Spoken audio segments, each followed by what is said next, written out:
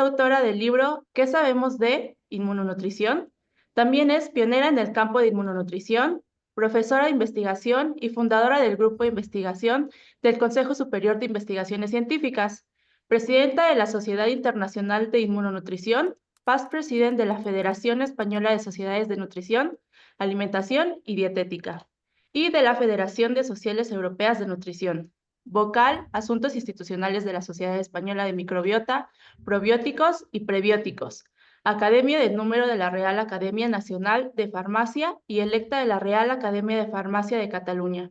Profesora honorífica de la Universidad Complutense de Madrid por el Departamento de Inmunología de la Facultad de Medicina y Departamento de Nutrición y Ciencias de la Alimentación de la Facultad de Farmacia.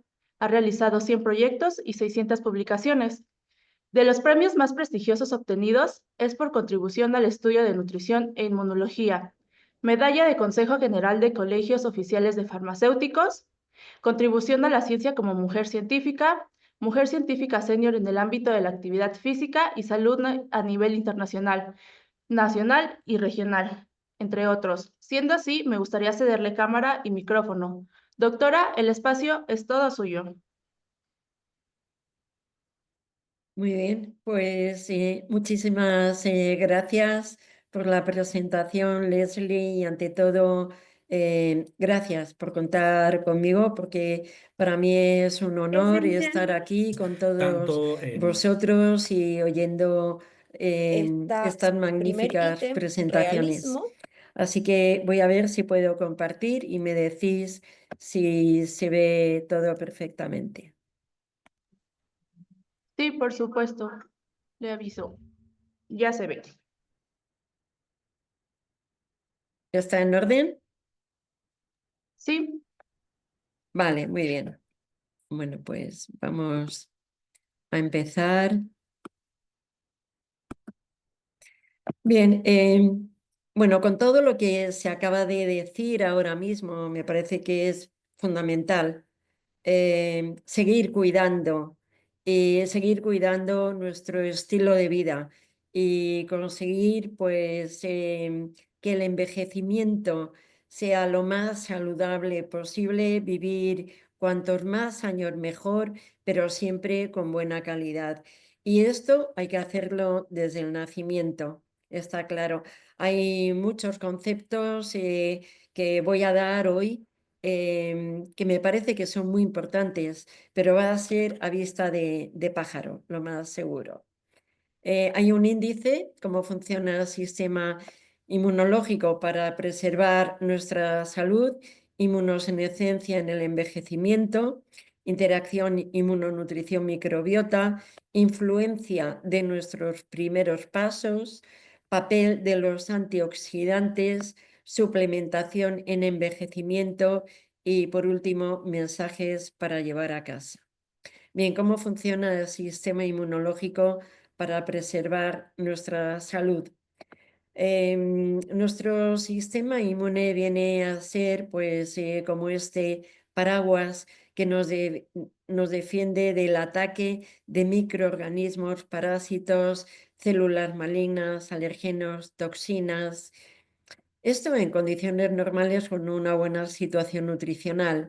El problema es cuando este paraguas puede tener agujeros debido a una inmunodeficiencia secundaria a una situación de malnutrición. En este caso pueden sobrevenir infecciones, enfermedades inflamatorias y alergias, fundamentalmente. La inmunosenescencia en el envejecimiento. Bien, lo que estamos viendo es que hay un envejecimiento rápido de la población mundial. De hecho, en los 60 había como cerca de un 5% de la población, como 150 millones de personas. En el año 2021 era prácticamente el doble, un 10%, y 747 millones de personas por encima de los 65 años. Esto creo que es importante a tener en cuenta, porque ¿qué es el envejecimiento? Es la regresión de la función fisiológica acompañada del desarrollo de la edad. Y según el Instituto Nacional de Estadística, en España, en la última década, el número de personas mayores de 65 años ha aumentado de algo más de un 2%, y viene a ser de casi 8 millones de personas en 2010 a 9 millones de personas en 2019. Así que esto tiene un problema importante, fundamentalmente porque lo que estamos viendo es que nuestro sistema inmune envejece. Envejece de forma que a medida que tenemos más edad, el sistema inmune funciona peor, hay mayor susceptibilidad a las infecciones, son de mayor gravedad, la eficacia de las vacunas es menor, la incidencia de tumores también es mayor y hay mayor morbilidad y mortalidad. De hecho, esto se está también relacionando con una situación de inflammaging. Significa que hay una inflamación crónica de bajo grado cuando el sistema inmune envejece. Bueno, esto además unido a agentes contaminantes, otras infecciones, obesidad, estilos de vida no saludables, es lo que puede dar lugar a mayor mortalidad. Así que esto es para vigilar y para tenerlo muy en cuenta. De hecho, el sistema inmune es un indicador de salud y es predictor de la longevidad. Todo esto lo hemos podido ver con la pandemia, que había había una infección importante, pero era de mucha más gravedad en gente mayor y las vacunas no han funcionado igual y todo esto porque anteriormente pues no se ha tenido el cuidado debido. Los 5 signos de la inflamación son fundamentalmente el calor, el enrojecimiento, hinchazón, dolor y pérdida de función. Lo que se ha visto es que en condiciones de obesidad y todas las patologías que se derivan de la obesidad, hay una inflamación crónica de bajo grado. Es un asesino secreto esta inflamación y de hecho los marcadores de inflamación tienen valor predictivo para estas enfermedades crónicas que acabo de citar. Y son fundamentalmente, y están muy aumentadas en el envejecimiento, síndrome metabólico, diabetes tipo 2, cáncer, enfermedad de hígado graso no alcohólico, enfermedades neurodegenerativas, enfermedad inflamatoria intestinal, aterosclerosis, enfermedades autoinmunes, asma y fundamentalmente infecciones. Vamos a ver esa interacción entre la inmunonutrición y la microbiota. De hecho, se ha visto que cuando hay bajos niveles de microorganismos, que llamamos baja diversidad, y además hay desequilibrios en la comunidad bacteriana, lo que llamamos disbiosis, todo eso se asocia con déficits en la salud. Así que el aumento de la diversidad bacteriana, un mejor equilibrio, un mejor perfil metabólico, pues va a coincidir con una mejor respuesta inmune.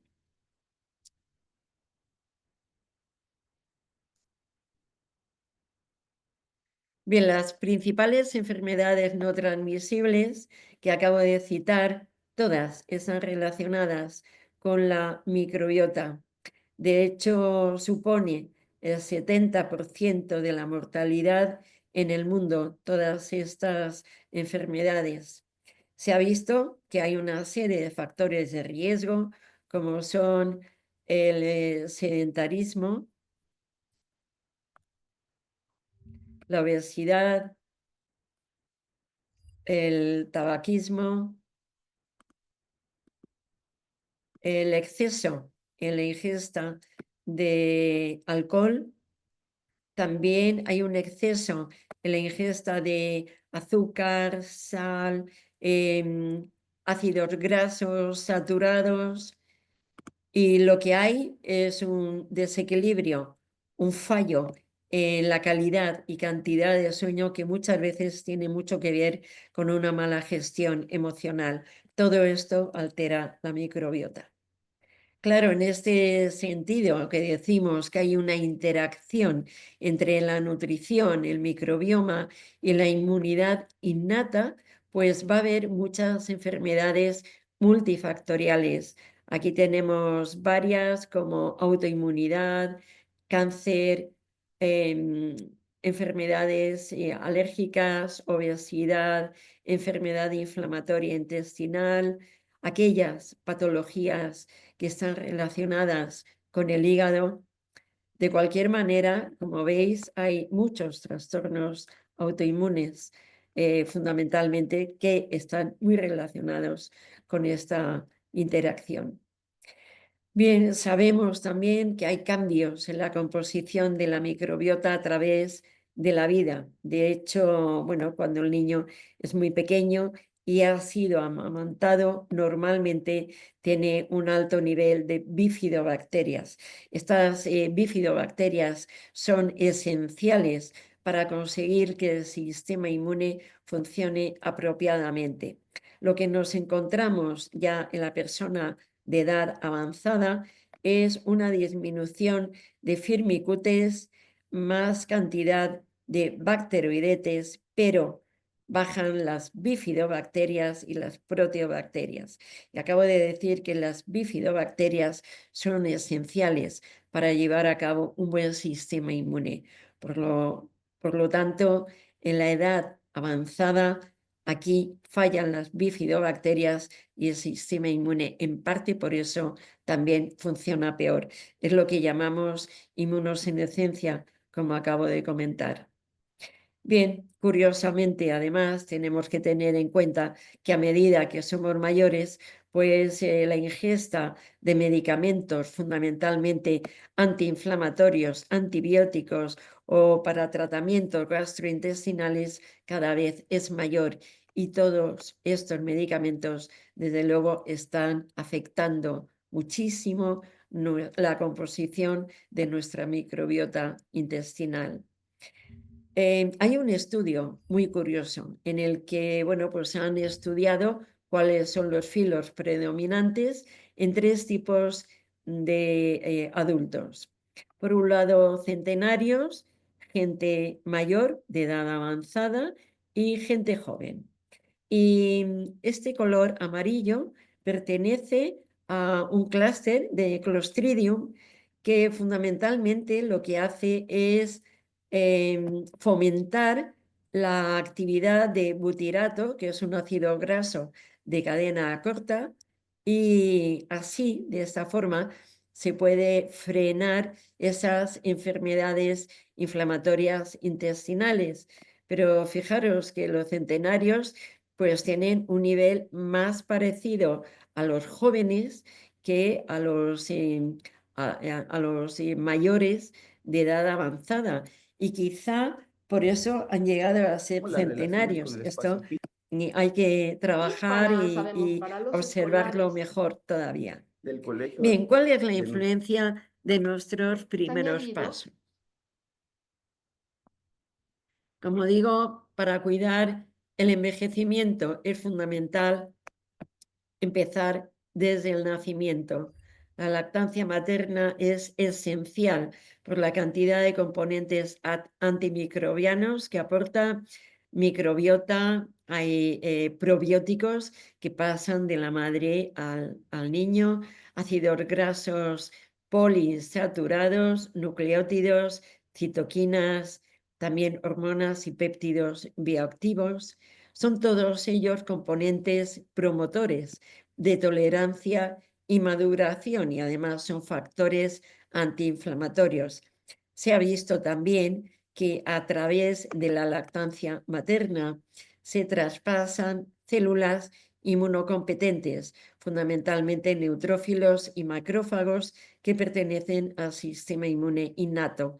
Sin embargo, veréis que solo pasa como un 2% de células B, y un 8% de células T, que vendría a ser un 10% del sistema inmune específico o adquirido. Bien, esto además se ha visto también que viene a haber menos incidencia de diarrea en aquellos niños que toman la lactancia materna. Y además hay un menor riesgo de cáncer de mama antes de la menopausia. De todas formas, lo que sí se ve es que hay un menor desarrollo de patologías inmunes, tanto en el bebé como en la madre. Bien, la colonización bacteriana intestinal, ¿de qué depende? Pues de que el parto sea vaginal, sea por cesárea o bien por una lactancia materna natural o artificial. También es muy importante tener en cuenta qué es lo que está tomando el niño durante los 2 primeros años de vida, donde ha nacido, en una zona urbana, en una zona rural, donde vive, si vive también en contacto con animales, y fundamentalmente no olvidar nunca que la situación nutricional de la madre es fundamental. Hemos visto que en madres con sobrepeso y obesidad pueden tener problemas los niños para tener una buena cantidad de calcio y de hierro, con lo cual las anemias y osteoporosis en un futuro pueden ser más predominantes cuando la madre no tiene un peso apropiado. Pero no olvidar nunca tampoco que no es solo la madre, sino el padre también está aportando una parte muy importante ahí. Así que ojo con que la madre y el padre tengan una buena situación nutricional cuando hay un embarazo. Por supuesto, la medicación va a afectar la colonización bacteriana intestinal, tanto de la madre como del recién nacido. Y siempre decimos que el niño no tiene que estar entre algodones. El niño, cuanto más sucio, pues más temprano va a madurar su sistema inmune y su microbiota va a ser más diversa. Em, es importante que el niño que juegue en el suelo, hay que tener cuidado, pero sin extremos. Por eso también es aconsejable que tenga animales de compañía y bueno, pues pueda disfrutar de esa microbiota, que va a haber ahí una interacción importante. Así que todos estos factores son los que componen la microbiota basal. Importante tener en cuenta esa dieta materna, la toma de medicamentos, la salud de la madre, pero del padre también, como decía antes, cuál es el tamaño familiar, cuánta gente vive en casa, hay más hermanos, viven los abuelos, en qué zona vive el niño. Bueno, lo que he comentado antes, si ha habido un parto vaginal o cesárea o si hay lactancia materna. Porque durante los 2 primeros años de vida, esos 1000 primeros días de vida son fundamentales para que la composición de la microbiota intestinal sea la más adecuada. Luego ya durante la vida, pues puede haber estilos de vida que no sean adecuados y esos factores de estilo de vida van a repercutir mucho en cómo es la composición de la microbiota. Por eso, bueno, pues hay que tener en cuenta que va a haber variaciones importantes.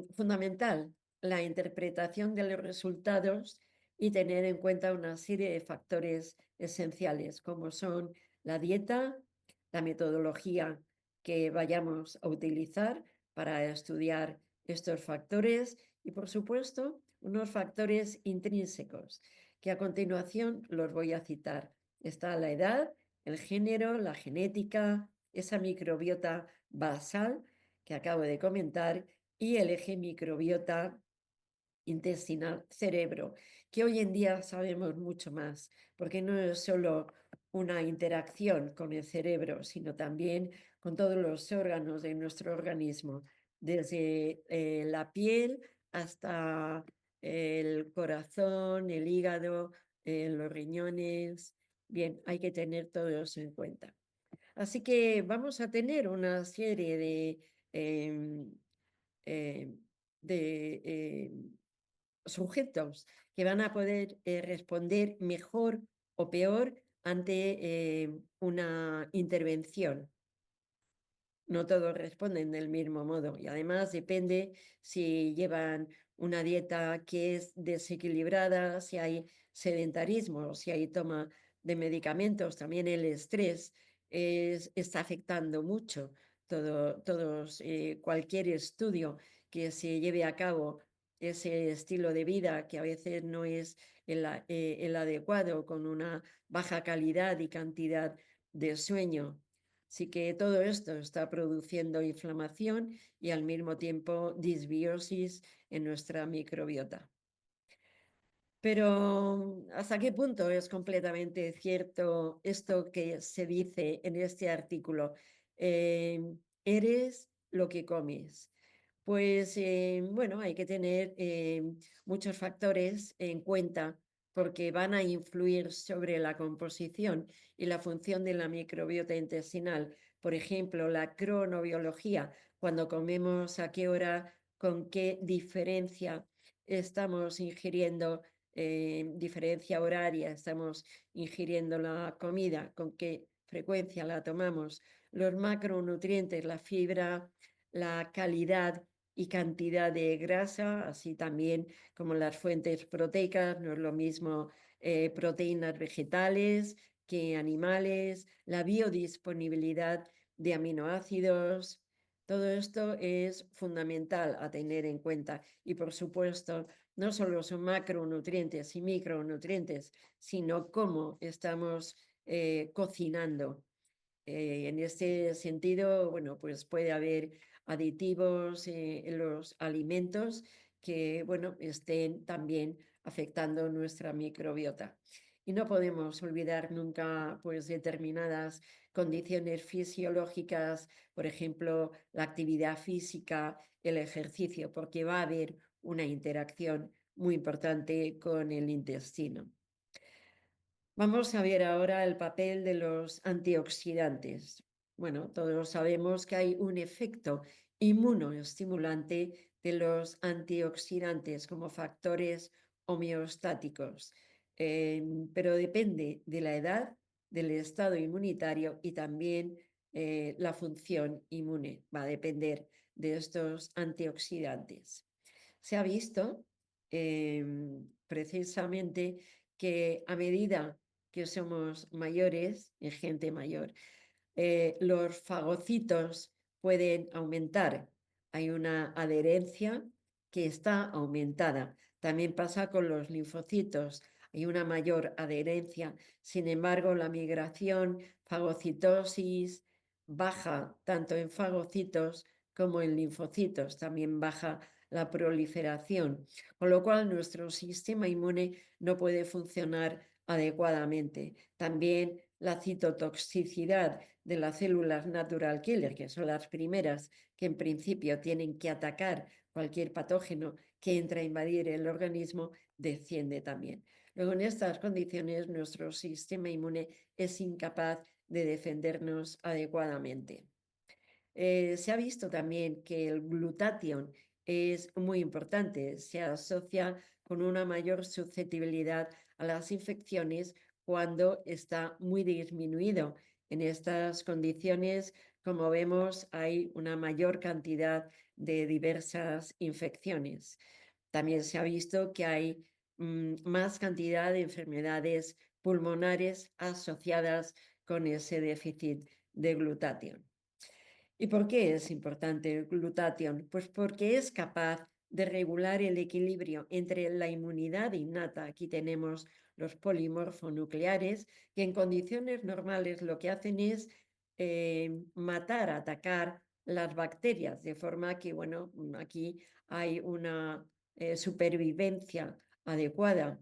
Pero si no son capaces, si el glutatión no está trabajando adecuadamente, pues no consigue que los polimorfonucleares sean capaces de matar las bacterias y lo que tiene lugar es un proceso de inflamación, aumentando así las enfermedades pulmonares y de hecho, bueno, pues dando lugar a la muerte si falla el órgano. La suplementación en el envejecimiento, pues es muy importante porque tenemos que tener unos buenos niveles de hierro. El hierro es fundamental, que está en el hepatocito, en el enterocito también, en los macrófagos, y de hecho es la ferritina la que tenemos que estudiar que esté en unas buenas condiciones. Y también la transferrina, porque a partir de la transferrina es capaz de llevar el hierro al músculo, a las células inmunocompetentes, a otros tejidos, y de hecho los eritroblastos se convierten en eritrocitos con una buena cantidad de hemoglobina para que puedan funcionar adecuadamente. ¿Qué es lo que pasa cuando hay una deficiencia de hierro? Bueno, pues estos pasos no se llevan a cabo como pasaba cuando había un buen aporte de hierro, y en este caso pues no hay una buena transferencia de hierro al músculo, a las células inmunocompetentes, a otros tejidos, de forma que los eritroblastos son incapaces de dar lugar a eritrocitos que tengan una buena cantidad de hemoglobina. Así que este fallo en la transferencia de hierro es lo que da fundamentalmente lugar a la anemia. Y con esta anemia, pues se ve que hay un fallo en la regulación de la hematopoiesis, también hay un fallo en la respuesta celular a la disminución ante niveles de oxígeno bajos, también se ve un fallo en el proceso biosintético del colesterol. Nosotros hemos descubierto también en pacientes con anorexia nerviosa, que a pesar de tener la hemoglobina baja, el colesterol está muy alto, y es porque efectivamente son incapaces de poder llevar a cabo un proceso biosintético normal. La activación de leucocitos, que está implicada en la respuesta inmune, también está muy disminuida. No hay proliferación de leucocitos para llevar a cabo una buena función inmune. Y desde luego las respuestas celulares al estrés están también muy disminuidas. Bien, hay una serie de órganos primarios del sistema inmune, como son el timo y el bazo. El timo en particular, pues tiene una hormona que es la timulina, que actúa adecuadamente en condiciones de una buena suplementación de zinc, pues hay una hematopoiesis que está equilibrada, hay aproximadamente 60-70% de polimorfonucleares, 20-30% de linfocitos, 5-10 de monocitos, y hay una buena eritropoiesis. Cuando tenemos una deficiencia de zinc, nos encontramos con que hay una apoptosis de células B, tanto pro y pre células B. Así que, bueno, pues hay un problema importante a este nivel, de forma que el zinc se ha visto que lo que hace es prevenir enfermedades infecciosas. De hecho, cuando hay un proceso de inflamación es porque muchas veces hay una disminución de los niveles de zinc. En estas condiciones, esos niveles de zinc pueden ser un fallo ligero o un fallo mucho más importante, habiendo un desequilibrio entre apoptosis y proliferación de linfocitos. Y además, Esas patologías de déficit de zinc vienen dadas también por un aumento del cociente neutrófilos linfocitos. Y esas patologías suelen ser enfermedades autoinmunes, enfermedades que tienen que ver con los pulmones, a nivel cardiovascular, puede haber sepsis también, infecciones virales y también crecimiento tumoral.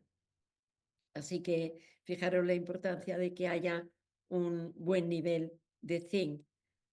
Aquí hay un estudio que es muy interesante porque se hizo durante la pandemia y se vio, bueno, el objetivo fundamental era ver hasta qué punto el nivel de zinc en suero tenía que ver con el pronóstico en los pacientes que eran positivos a la COVID-19.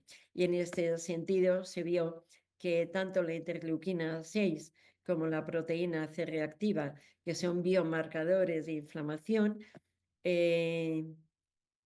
a medida que el contenido de zinc en suero era mayor, estos parámetros de inflamación iban disminuyendo. Y, por supuesto, el pronóstico del paciente era mejor. Las conclusiones en este estudio, pues era que es muy importante tener en cuenta la concentración de zinc en suero para relacionarlo con la gravedad y mortalidad por COVID-19, que podía haber también una combinación de desequilibrio del sistema inmune y un beneficio directo de la replicación viral, que también esa concentración de zinc en suero es un nuevo parámetro adicional para pronosticar esa evolución de la COVID-19 y que, por tanto, la suplementación con zinc en pacientes con bajos niveles debería ser obligatoria para restablecer la homeostasis del zinc cuanto antes.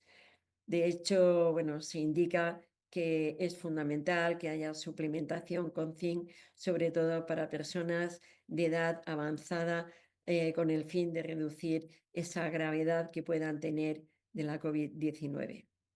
En cuanto a la vitamina C, el ácido ascórbico, se ha visto que cuando los niveles son apropiados, pues disminuye esas especies de oxígeno reactivas, los radicales libres, hay un menor estrés oxidativo, la función adrenal está mejorada y también la barrera epitelial pulmonar. Así que esto da lugar a que cualquier alteración respiratoria sea de muchísima menos entidad. Por eso los beneficios potenciales es que, bueno, además de tener un bajo coste, pues es muy interesante por sus propiedades antioxidantes, antiinflamatorias y además es un buen inmunomodulador.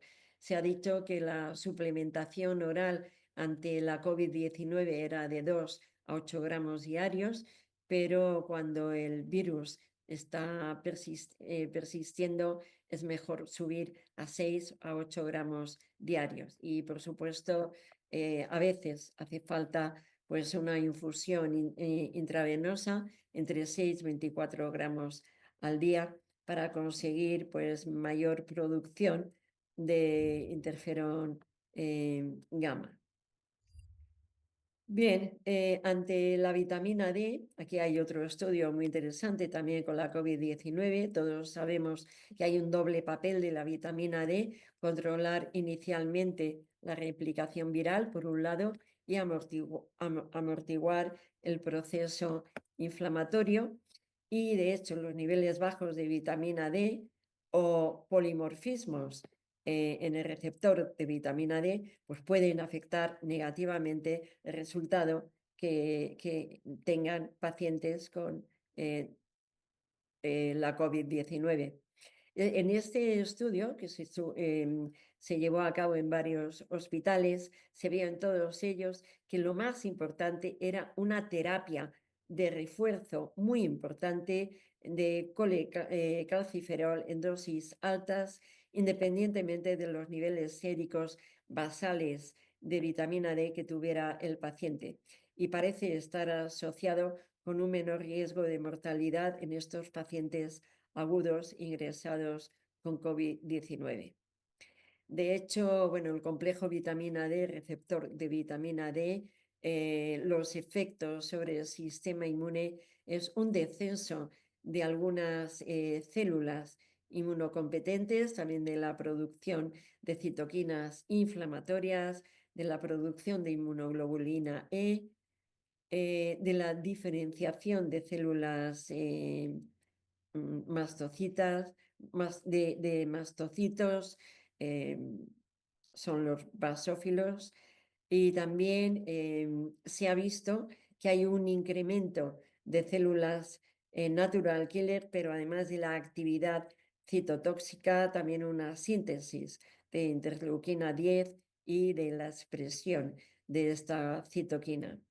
Así que también en este estudio se vio que la hipovitaminosis D estaba muy relacionada con la disbiosis. Y de hecho, esta hipovitaminosis D unida a la disbiosis, pues estaba dando lugar a un aumento de células TH2, lo que da lugar también a una mayor cantidad de células plasmáticas, pero está muy ligado también a eosinófilos e inmunoglobulina E, lo que viene a indicar que en estas condiciones va a ser mucho más prevalentes las alergias. Cuando la vitamina D es, en este estudio se indica, aquí lo vemos, con el círculo vitamina D déficit y insuficiencia de vitamina D, con el cuadrado, y con el triángulo cantidad suficiente de vitamina D. Bien, en estas condiciones se vio que todos los que tenían déficit de vitamina D, pues tenían una mayor prevalencia de todas estas patologías. Con insuficiencia de vitamina D, pues también eran menos frecuentes, pero también había una alta prevalencia. Sin embargo, cuando había una cantidad suficiente de vitamina D, pues no había este riesgo de enfermedades.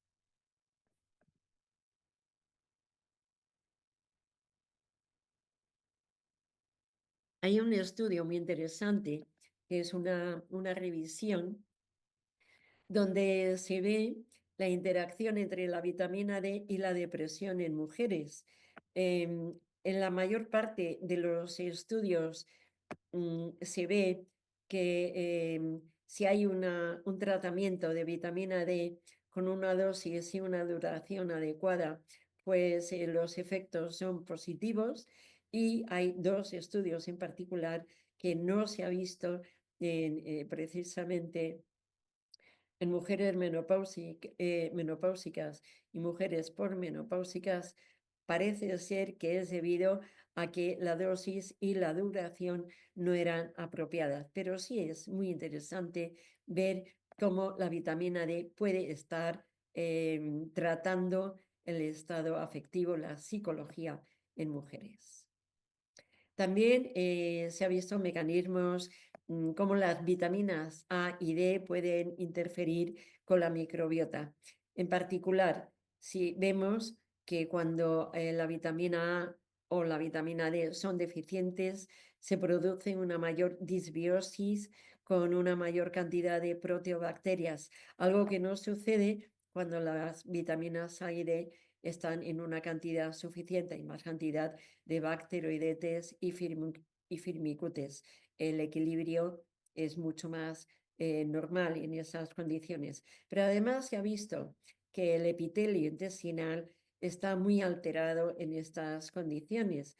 De hecho, nada que ver con cuando hay una suficiencia de estas vitaminas. Aquí lo que pasa es que hay un déficit en estas condiciones de deficiencia, hay un déficit de ocludina, claudinas y zonulina. Estas proteínas son fundamental para que esta ligazón entre células del intestino sea adecuada.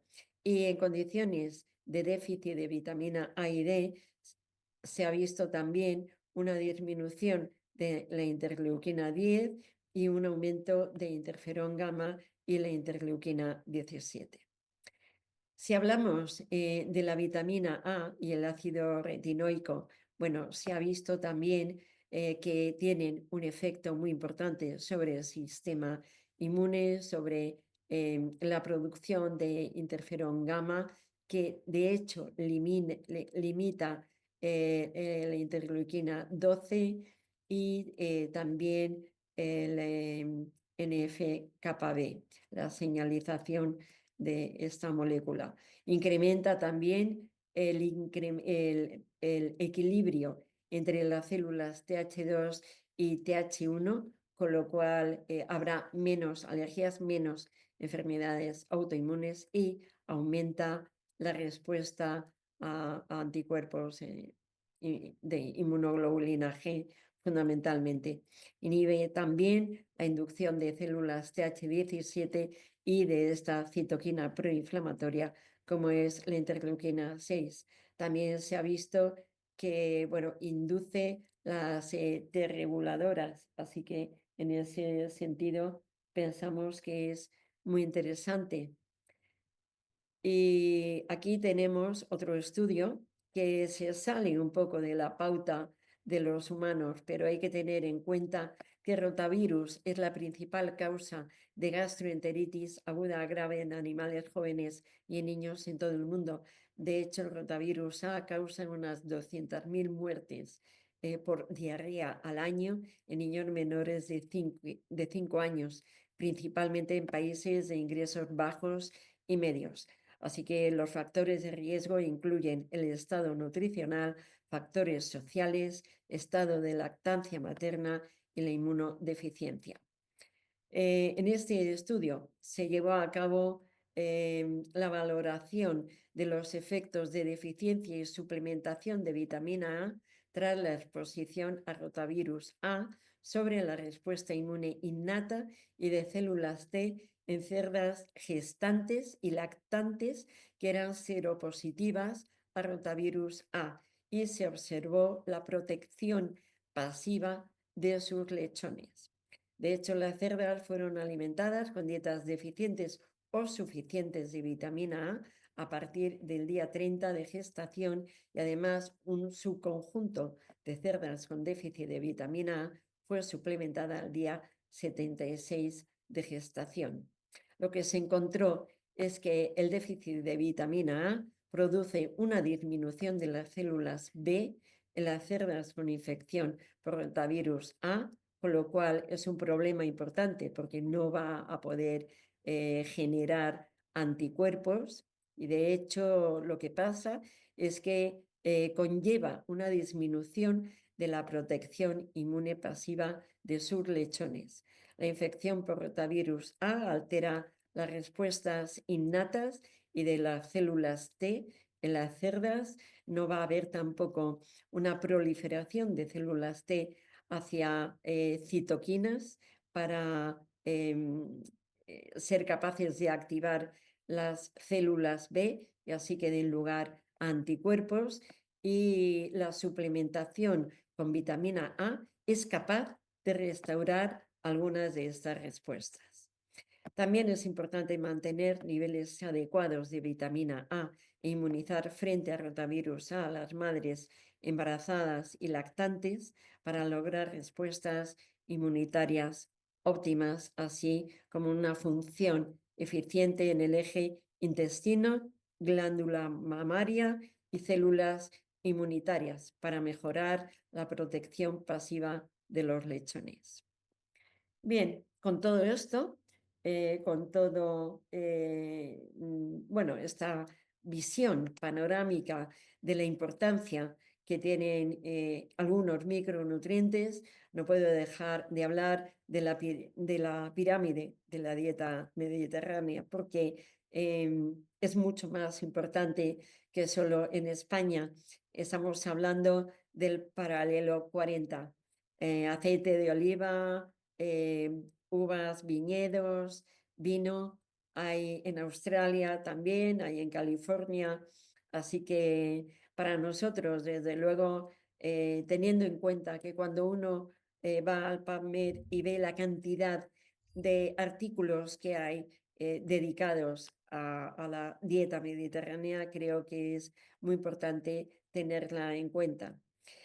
Y siempre sin dejar de vigilar una actividad física diaria con un descanso adecuado, la convivencia, comer en compañía, cocinar también adecuadamente y siempre teniendo en cuenta esa biodiversidad y estacionalidad de alimentos tradicionales, locales, que además tienen en cuenta el medio ambiente y, bueno, unas actividades culinarias adecuadas.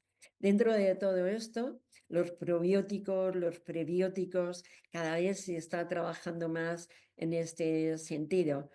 Se ha visto algunos estudios, aquí hay uno que es muy interesante porque se ve como una ingesta que lo han llamado bacterioterapia, porque son varias bacterias que se ingieren al mismo tiempo.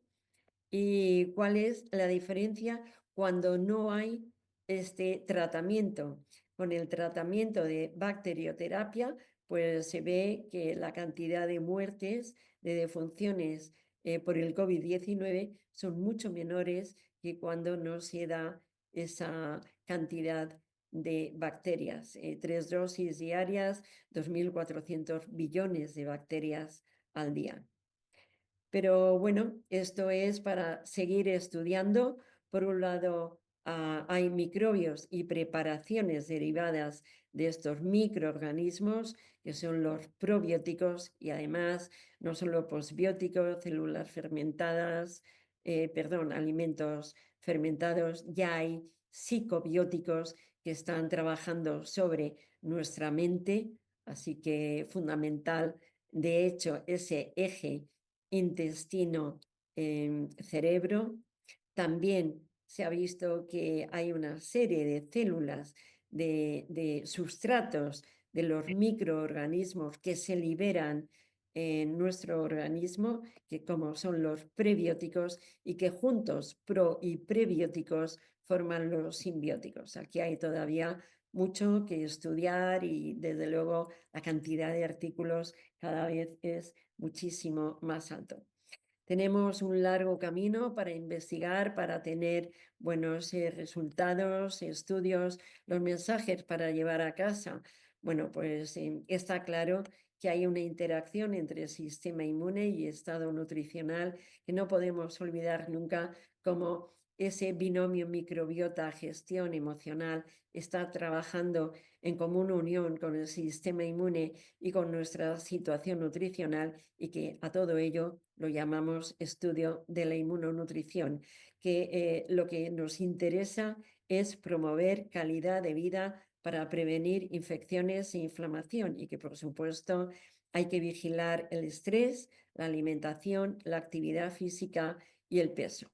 Así que tengamos un envejecimiento lo más saludable posible, vigilando ese estilo de vida para tener una microbiota saludable, prevenir cualquier tipo de malnutrición, cuidar nuestra alimentación, vigilar el peso, la actividad física diaria, esa cantidad y calidad de sueño y, por supuesto, la gestión emocional. Aquí tenéis el libro que publicamos en 2011, también el de 2019-2020. Por supuesto, también hay un curso de experto universitario, si a alguien le interesa, como experto universitario en inmunonutrición. Y bueno, este año, el año pasado, tuvimos el Congreso Internacional de Inmunonutrición que se llevó a cabo en Portland vía online. También hemos llevado a cabo un curso online el año pasado, en noviembre, sobre inmunonutrición, sostenibilidad y salud. Y hace pocos días, del 19 al 21 de febrero, la Sociedad Española de Microbiota, Probióticos y Prebióticos, a la cual pertenezco desde su fundación, pues también tuvimos el último congreso. Así que ese es mi grupo de inmunonutrición, que bueno, ya hay mucha gente que está fuera, pero seguimos colaborando y aprendiendo siempre unos y otros. Y nada más, muchísimas gracias por la atención.